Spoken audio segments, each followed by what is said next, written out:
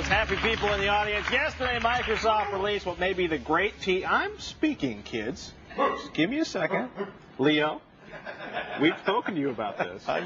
What may be the great tease of 2004 is not Leo Laporte. It's the trial version, the beta Windows XP, the 64-bit edition. Pre-release software good for, 305 or 360 days. I'm going to turn directly right now to Robert Heron, lab maniac at large.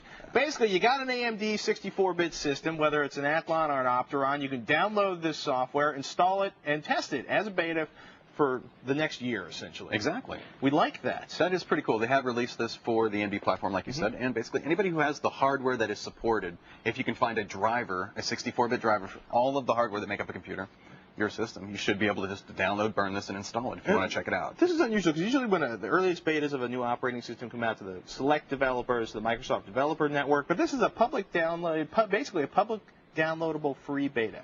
I think probably twofold reason for doing that was, one, create awareness for the fact that there is a 64-bit beta and it's been around for a little while, and two, maybe to get some new developers to take a look at that and to create the hooks necessary to really take advantage of the hardware, which is something that is currently not happening. No, you mentioned just a second ago, basically, I think I heard something about drivers, and if you can't get the drivers, it's not going to work. Yeah, I'll start off the top. If you had an ATI video card, there's currently no beta 64-bit driver for that, so right off the bat, boom, you're stopping right there. So your 32-bit drivers, your regular Windows XP drivers are not going to work. So you need a 64-bit. And you're talking every driver, from the motherboard to your sound card to your chipset drivers for even the storage devices on the memory, or the RAID controller would need a 64-bit driver for using that. Or, top down, you're going to need to find a beta driver somewhere.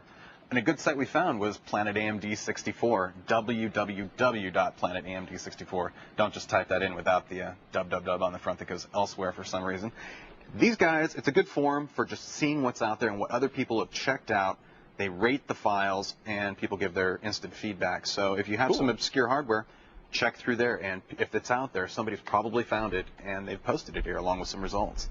Good place to start if you really want to check this out.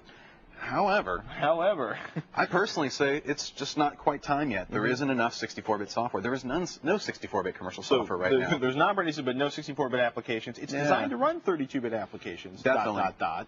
And which we did. We loaded up a lot of apps starting late last night, and we just started going through a lot of the common apps that we use day in and day out just to see how they ran. Generally speaking, games work fine. Okay. For the most part, Office worked fine. One would hope. Yeah. And so you can type and you can frag. Some of the Internet Explorer plugins, like your Flash and your Shockwave, won't install. And that's may or not be a big deal for you. You can sit there and it keeps popping up the window. It's not going to happen. Just sits there.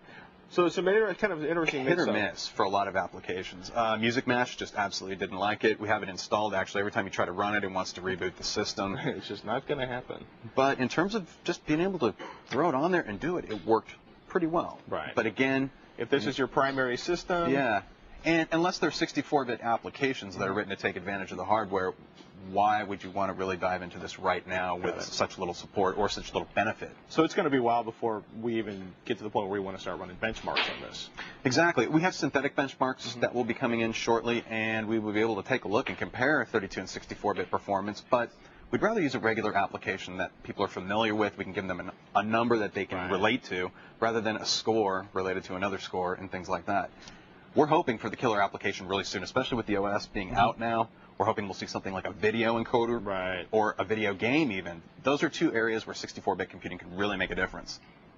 Robert and Lawson went through some pain last night setting this up for you. We got a great article, all of our results, all the programs that worked, all the programs that didn't, we've tested so far, up on the screensavers.com. Thank you, Robert. You're welcome. Good stuff.